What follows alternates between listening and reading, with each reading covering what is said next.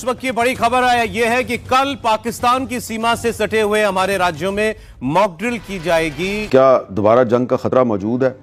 क्या इंडिया दोबारा पाकिस्तान के खिलाफ मुहाजरा करेगा? ये जंग होनी है और मैंने आपको बताया था इंडिया ने अपनी टर्म्स एंड कंडीशन पे जंग को कंक्लूड करना है। दिस टाइम दी अमेरिकन आ गए बीच में। गुजरात, हरियाणा, पंजाब और राजस्थान में कल मॉक ड्रिल होनी है। इसके अलावा जम्मू कश्मीर में भी सीमा से सटे इलाकों में मॉक ड्रिल होगी। अगर इंडिया ने दोबारा हमला कर दिया तो फिर क्या होगा? यहां से आपने एक ऑर्डर देना, आपके JF-17, J-10, आपके F-16 1 मिनट लगाएंगे उड़ना शुरू हो जाएंगे। उनसे कहें जी करें, क्रॉस करें बॉर्डर, दिल्ली, मुंबई, अमृतसर, श्रीनगर, जम्मू, उड़ा दो सबको जाके, पठानकोट सब उड़ा दो जाके। आपके ख्याल में फिर वो चुप बैठे रहेंगे? 1971 के अंदर आपको याद नहीं है, पाकिस्तान 2 टुकड़े हो गया था। मशरकी पाकिस्तान पूरा का पूरा अलग हो गया था। तो आज भारत का कौन सा टुकड़ा कट के अलग हुआ? क्या साउथ इंडिया अलग हो गया? वो जो चिकन स्नैक है क्या आज वो कट चुकी है? इंडिया 2 हिस्सों में डिवाइड हो चुका है? नहीं हुआ। क्या कश्मीर फतह हो चुका है? नहीं हुआ। क्या भारत के नक्शे के अंदर कोई 1 इंच की तब्दीली आई? वजीर आज़म पाकिस्तान ने कहा है कि पाकिस्तान और भारत ने 3 जंगें लड़ी जिससे हासिल कुछ नहीं हुआ। हमें पुरअमन हमसाये की तरह बैठकर मुज़ाकरात करने होंगे। दूसरी तरफ अखबारी रिपोर्ट के मुताबिक भारत ने पाकिस्तान को पानी से महरूम करने के मंसूबे पर तेजी से काम शुरू कर दिया। इंडियन मीडिया जो है ना वो ये कह रहा है जी कि अब हम एयर स्ट्राइक नहीं करेंगे, अब हम वाटर स्ट्राइक करेंगे। आप देख लें कि भारत का ना मेरे ख्याल से नाम होना चाहिए हिंदुस्तान, दोबारा रख दें हिंदू। आप देख लें कि सेकुलर इंडिया की बजाय वहां पे हिंदुत्व राज है ना, तो हिंदुत्व उसका नाम रख दें। 1971 की लड़ाई में हमारा आधा मुल्क टूट गया था। भारत से बदला तब होगा जब भारत का आधा मुल्क टूट जाएगा। यानी अगर आप 1971 का बदला लेने जा रहे हैं भारत से, तो आप बताइए कि आपने भारत की सरजमीन का कौन सा इंच हासिल किया या भारत से काटकर अलग कर दिया।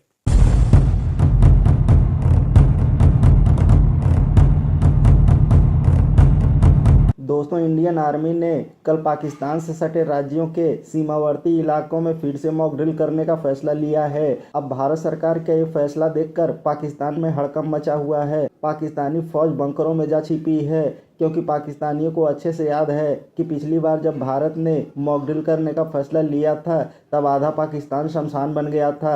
दोस्तों, आइए देखते हैं इस बारे में पाकिस्तानी मीडिया क्या बातें कर रही है, फिर मिलते हैं वीडियो के अंत में। इस वक्त की बड़ी खबर यह है कि कल पाकिस्तान की सीमा से सटे हुए हमारे राज्यों में मॉक ड्रिल की जाएगी। गुजरात, हरियाणा, पंजाब और राजस्थान में कल मॉक ड्रिल होनी है। इसके अलावा जम्मू कश्मीर में भी सीमा से सटे इलाकों में मॉक ड्रिल होगी और लोगों से कहा गया है कि कल वो सतर्क रहें और उनको इस मॉक ड्रिल में हिस्सा लेने के लिए कहा जाएगा।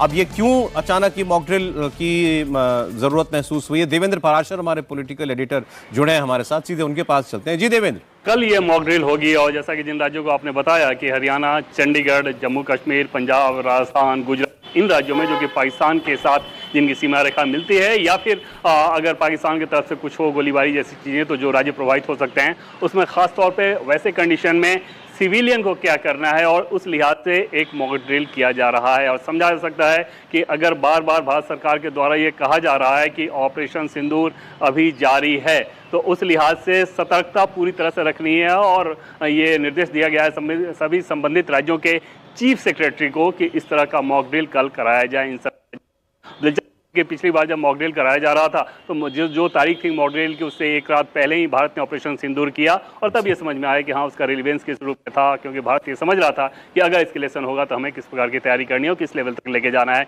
एक बार फिर से इन सभी राज्यों में मॉक ड्रिल को लेकर कहा जा रहा है। इसके अलावा समझा जा सकता है कि अभी इसके बारे में कोई भी अटकलबाजी या कयासबाजी का कोई मतलब नहीं। फिलहाल इतना इन्फॉर्मेशन सिर्फ ये है कि इन सभी राज्यों में मॉक ड्रिल कराया जा रहा है और मकसद ये है कि लोगों को सतर्क किया जाए। सौरभ, देवेंद्र बहुत शुक्रिया आपका।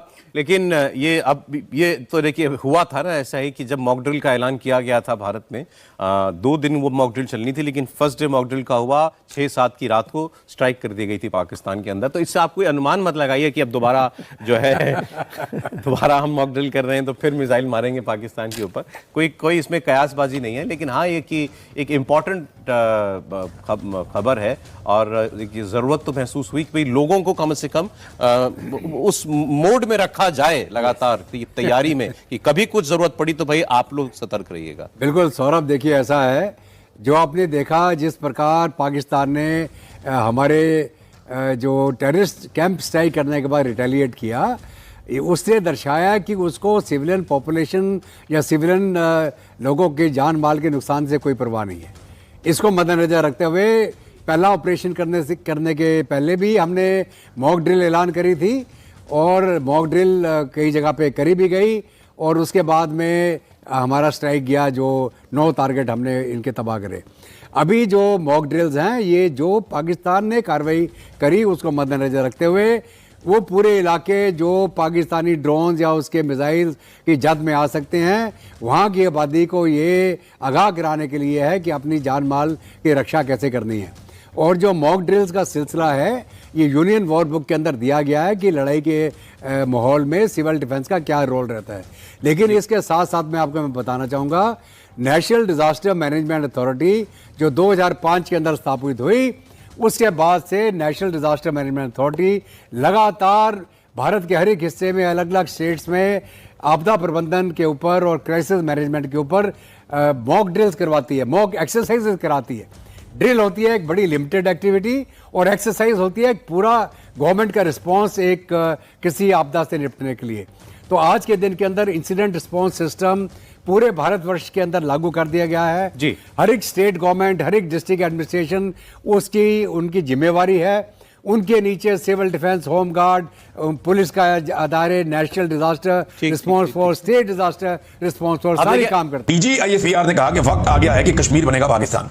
लेकिन डीजी साहब ये नारा हम 70 साल से सुन रहे हैं। अयूब खान ने ये नारा लगाया था, हमने सुना। उसके बाद हमने सुना याया खान ने ये नारा लगाया, हमने सुना जनरल ज़ियाउल हक ने भी यही नारा लगाया, परवेज मुशर्रफ ने भी यही नारा लगाया, उनके बाद आने वाले दीगर जर्नैलों ने भी यही नारा लगाया। आज फील्ड मार्शल आसिम मुनीर की टीम भी यही नारा लगा रही है। तो नारे से तो कश्मीर ने आज़ाद नहीं होना। अभी ये जो इंडिया के साथ हालिया लड़ाई हुई है इसमें कश्मीर का कितना हिस्सा हमारे पास आया, अगर ये सवाल हम पूछें तो हमें गद्दार डिक्लेयर कर दिया जाएगा। बहुत सारे टाउट्स ये कह रहे थे कि दर्जनों चौकियां, सैकड़ों चौकियों तक चले गए कि वो पाकिस्तान के कब्जे में है।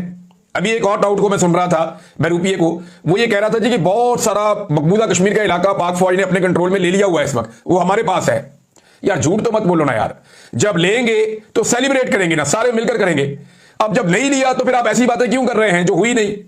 और मेरी बात से कोई अपना दिल ना दुखाए, मेरे से ज्यादा कौन चाहेगा कि कश्मीर आजाद हो जाए। मेरा घर उधर भी है मकबूजा कश्मीर में, मांडीपुरा में, तो मैं तो चाहूंगा कि वो आजाद हो जाए। जिन लोगों को हम नहीं मिल पा रहे 70-80 साल से, हमारे खानदान के लोग फौत हो गए इंतजार कर करके, हम उन्हें मिल पाएंगे। तो हम तो ये चाहेंगे कि ये हो जाए, लेकिन ये बातों से होना नहीं है। ना इंडिया ने आपको प्लेट में रख के देना है, ना इंडियन हमले का जवाब देकर भी ये नहीं होना, प्रेस कॉन्फ्रेंस में भी ये नहीं होना। इसके लिए ना लड़ाई लड़नी पड़ेगी, इसके लिए चौकियां फतह करनी पड़ेंगी, इसके लिए आगे बढ़ना पड़ेगा और आपको दाखिल होना पड़ेगा मकबूजा कश्मीर में।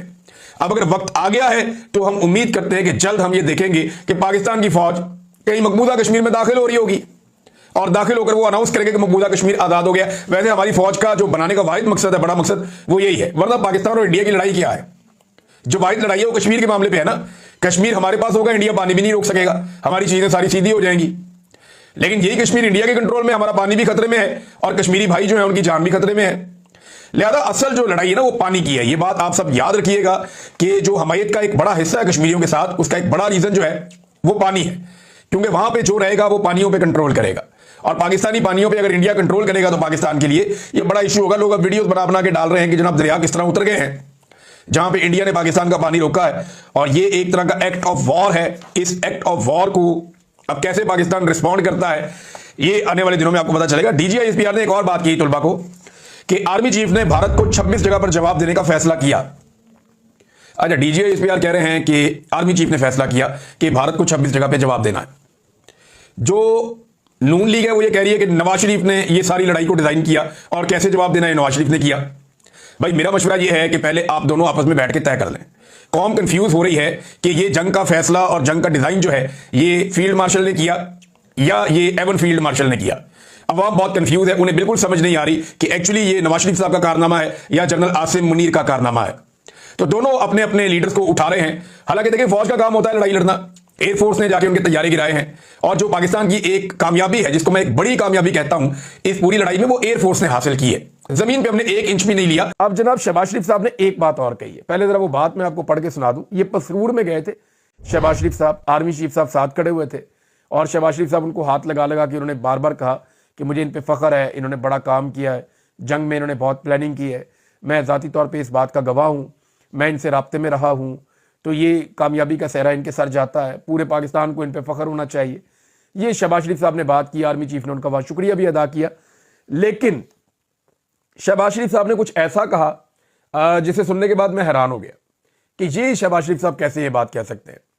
उन्होंने कहा पाकिस्तान ने भारत से 1971 की जंग का बदला ले लिया।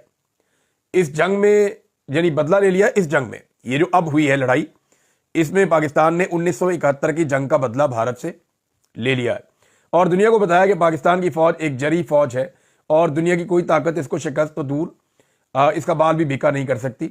शहबाज शरीफ साहब ने सियालकोट पसरूर में फौज के अफसरान और जो जवान है उनसे खिताब किया आर्मी चीफ के साथ खड़े होकर। अब जरा आप इसमें यह देखें कि क्या वाकई आपने 1971 का बदला ले लिया है। 1971 में एक फुल फ्लैज जंग हुई थी, जबकि ये एक फुल फ्लैज जंग नहीं थी, लेकिन एक बड़ी जंग छिड़ने का खतरा मौजूद था और हो सकता है कि ये एक फुल फ्लैज जंग में बदल जाती, खुदा ना खास्ता। लेकिन यहां एक तगड़ी लड़ाई हुई है जिसमें पाकिस्तान एयरफोर्स को अल्लाह रब्बुल इज़्ज़त ने कामयाबी दी है।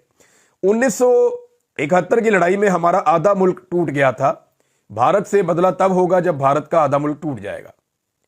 यानी अगर आप 1971 का बदला लेने जा रहे हैं भारत से, तो आप बताइए कि आपने भारत की सरजमीन का कौन सा इंच हासिल किया या भारत से काटकर अलग कर दिया।